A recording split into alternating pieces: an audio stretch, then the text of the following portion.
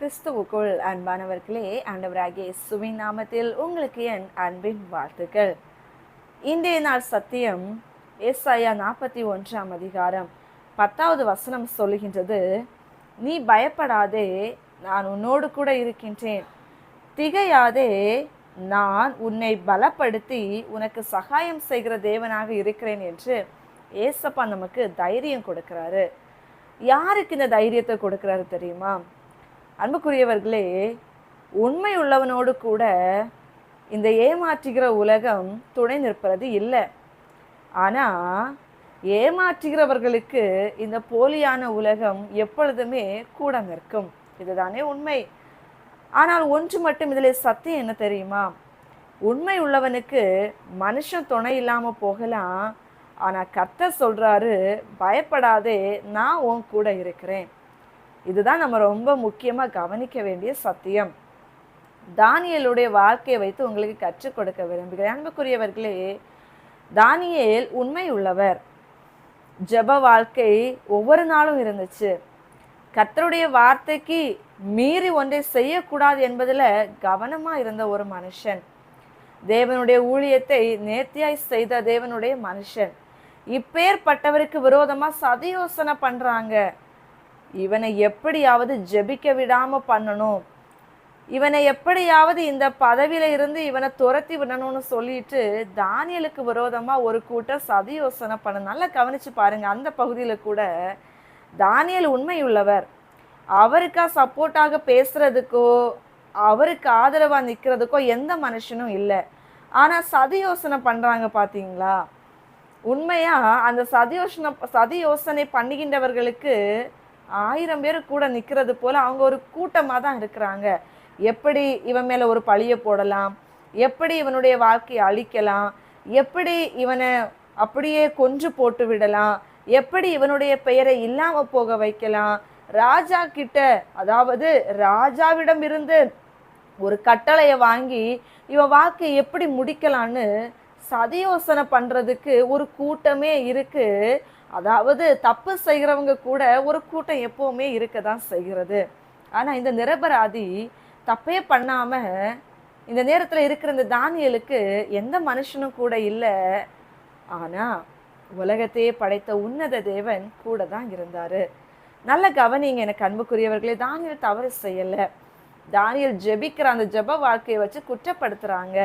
30 நாட்கள் வரையிலும் ராஜாவை வணங்காமல் வேற யாரையாவது வணங்கினா அவங்கள சிங்க குகைக்குள்ளே போடணும்னு ராஜா கையினால் தீர்ப்பை வாங்கிட்டாங்க.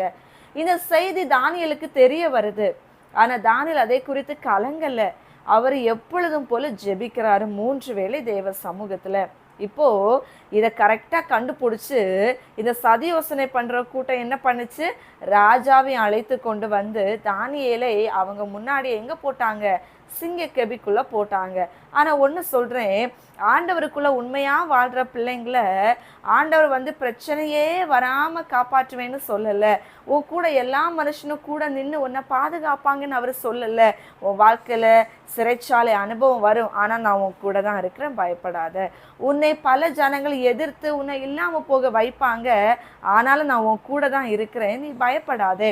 உலகமே எதிராக நின்று உன்னை விமர்சிப்பாங்க, இல்லாத சொல்லி உன்னை துன்பப்படுத்துவாங்க, பலவிதமான ஒடுக்கத்தை கொடுப்பாங்க, ஆனாலும் நீ பயப்படாத, நான் உன் கூட தான் இருக்கிறேன்னு தான் இந்த வார்த்தையை அவர் சொல்கிறாரு. இப்போது கெபிக்குள்ள தூக்கி போட்டுட்டாங்க தானியேலை.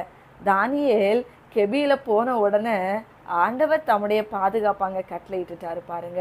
குகைக்குள்ள கெபிக்குள்ள இருக்கிறாரு தானியேல். ஆனால் அவர் தனியாக இல்லை, ஆண்டவருடைய பிரசனம் அங்கே இருந்துச்சு. சிங்கத்தினுடைய வாய் கட்டப்பட்டுச்சு. தேவ மனுஷன் ஒரு இரவு முழுவதும் அங்கே இருந்தார். காலமாக பாருங்க. ராஜா கேட்குறாரு, உன்னை நீ ஆராதிக்கிற தேவன் உன்னை தப்புவிக்க வல்லவராக இருந்தார். ஆம் ஆம் ராஜாவே, நான் விசுவாசிக்கிற தேவன் என்னை தப்புவித்தாருன்னு அவர் எவ்வளோ சாட்சியாக சொல்கிறாரு. அன்புக்குரியவர்களே, தேவனுக்குள்ள உண்மையாக வாழ்கிற பிள்ளைங்க வாழ்க்கையில் சிங்கக்கெபிகள் உண்டு, சிறைச்சாலைகள் உண்டு, போராட்டங்கள் உண்டு, துன்பங்கள் உண்டு, பழி சொற்கள் உண்டு, விமர்சனங்கள் உண்டு, பலவிதமான ஏற்றத்தாழ்வுகள் உண்டு, எல்லாமே உண்டு. ஆனால் உங்க கூட மனுஷங்க இருக்க மாட்டாங்க. உங்களை படைத்த தேவன், நம்மை படைத்த தேவன் சொல்கிறாரு, பயப்படாத, உன் கூட இருக்கிறேன். அதே மாதிரி தான் ஆண்டவர் நம்ம கூட இருந்துட்டு நம்ம எல்லா சோதனை மத்தியில மறுநாள் தானியேல் சொன்னாரு பார்த்தீங்களா, அவர் என்னை தப்புவித்தார் என்று. அதே போல நம்ம வாழ்க்கையில நம்ம அனுபவிக்கிற இந்த சூழ்நிலை நம்ம வாயால சொல்ல வைப்பாரு, இந்த எல்லா சதியோசனைக்காரங்க மத்தியிலையும் ஆண்டவர் என் கூட இருந்தாரு, இன்னைக்கு நான் விடுதலையாக்கப்பட்டிருக்கிறேன், என் தேவன் என்னை விடுதலையாக்கினார், என்னை சுகப்படுத்தினார், என் பெயரை பெருமைப்படுத்தினார், நான் இழந்ததை திரும்ப கொடுத்தார் என்று நம்மை சாட்சியாக மாற்றுவார். இன்றைக்கும் ஒரு வேளை நீங்கள் தானியேலை போல தேவனுக்குள்ள உண்மையா இருக்கிறீங்க, உங்களுக்காக ஆதரவா நிக்க மனுஷங்க இல்லை, எந்த ஒரு அதிகாரமும் இல்லை, ஆனா உங்களை அழிக்கணும்னு நினைக்கிற ஒரு கூட்டம் உங்களை பத்தி யோசிச்சுட்டே இருக்காங்க பார்த்தீங்களா, அவங்க கூட ஒரு கூட்டமே இருக்குது. அவனை இப்படி பண்ணலாம், இப்படி செய்யலாம், இதை சொல்லலாம், அதை பண்ணலாம்னு சொல்லிட்டு சதி யோசனை பண்ண ஒரு கூட்டம் இருக்கு பார்த்தீங்களா. அன்னைக்கு சதி யோசனை பண்ண கூட்டத்தை ஆண்டவர் மொத்தமா இல்லாம பண்ணிட்டு தேவனுக்குள் இருந்த தம்முடைய பிள்ளைய குகைக்குள்ள இருந்து உயிரோட வெளியே கொண்டு வந்துட்டாரு. அந்த சிங்கத்துக்கு இரையாக இருந்தது யாரு? தம்முடைய பிள்ளைகளுக்கு சதி யோசனை செஞ்ச அந்த கூட்டத்தை ஆண்டவர் கொடுத்துட்டாரு பார்த்தீங்களா. ஆகையினால ஒன்று மட்டும் சொல்றேன், நீங்க தனியா இல்லை, தேவனுடைய பிள்ளையாகிய நீங்க தனியா இல்லை, மனுஷங்க இல்லைன்னு சொல்லி புலம்பாதீங்க. கர்த்தர் நம்ம கூட இருக்கிறார். சொல்ற, நீ பயப்படாத, நான் உன் கூட இருக்கிறேன், நான் உன் கூட தான் இருக்கிறேன், நான் உன்னை பலப்படுத்தி உனக்கு சகாயம் பண்ணுவேன், உனக்கு உதவி பண்ணுவேன், உன்னை விடுதலை ஆக்குவேன், உன்னை சாட்சியாக நிறுத்துவேன், உனக்கு எந்த மனுஷ துணையும் தேவையில்லை, நானும் கூட இருக்கிறேன் ஆண்டவர் நம்ம பார்த்து சொல்றாருங்க. பயந்து போயிருக்கீங்களா? கலங்கி போய் நிற்கிறீங்களா? யாரும் இல்லைன்னு நினைக்கிறீங்களா? இன்னிலிருந்து அந்த எண்ணத்தை மாற்றுங்க.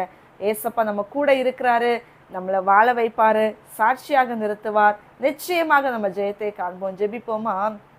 எங்களை நேசிக்கிற தகப்பனே, நாங்கள் விசுவாசிக்கிறவர் இன்னார் என்று அறிந்து கொண்டு வாழ்கிற ஒரு வாழ்க்கை எங்களுக்கு தாங்கப்பா. இன்னைக்கும் எங்களை அழிக்க வேண்டும் என்று நினைக்கிறவங்க கூட ஒரு கூட்டமே இருக்கிறது ஆண்டவரே. ஆனால் உண்மையே நம்பி நிற்கிற எங்க கூட நீங்க மட்டும்தான் இருக்கிறீங்க, வேற எந்த மனுஷ துணையும் இல்லை. எல்லாரும் விலகி போயிட்டாங்க, மாறி போயிட்டாங்க, எங்களை விட்டு ஓடி போயிட்டாங்க. ஆனா இன்னைக்கு நாங்க தனித்து விடப்பட்டிருக்கிறோம். ஆனா இன்றைக்கு உணர்ந்து கொண்டும் நாங்க தனியாக இல்லை, எங்க ஏசப்பா எங்க கூட இருக்கிறாரு. பயப்படாத, நான் உங்க கூட இருக்குன்னு நீங்க சொல்லி இருக்கிறீங்க. எங்க வாழ்க்கையில எவ்விதமான இடர்கள் வந்தாலும் நீங்க எங்க கூட இருக்கிறீங்க. தாவீது சொன்னாரு, நான் மரண இருளின் பள்ளத்தாக்கிலே நடந்தாலும் பொல்லாப்புக்கு பயப்படேன், தேவன் என்னோடு கூட இருக்கிறீர் என்று. நிச்சயமாக நீங்க எங்க கூட இருக்கிறீங்க. எல்லா பள்ளத்தாக்கின் அனுபவத்துல எங்க கூட தான்ப்பா நீங்க இருக்கிறீங்க. அந்த விசுவாசத்தோடு ஒவ்வொரு நாளும் எங்கள் தேவனுக்கு நாங்கள் மகிமையோடு கூட சாட்சியாக வாழ்கின்ற ஒரு இலக்கை நோக்கி உங்க கரத்தை பிடிச்சிட்டு நடக்க எங்களுக்கு கிருபை தாங்க. எங்க கூட எப்பொழுதும் இருந்து எங்களை ஜெயிக்க பண்ணுங்க. எல்லா விதமான சிறையிருப்பின் அனுபவத்துல எங்களை வெளியே கொண்டு வர வேண்டும் என்று சொல்லி அப்பா உங்க கரங்களிலே எங்களுடைய வாழ்க்கையை ஒப்பு கொடுக்கிறோம். உங்க பிரசனத்தோடு எங்களை வழி நடத்தும். இயேசுவின் நாமத்தில் ஜெபிக்கிறோம் நல்ல பிதாவே, ஆமென். God bless you.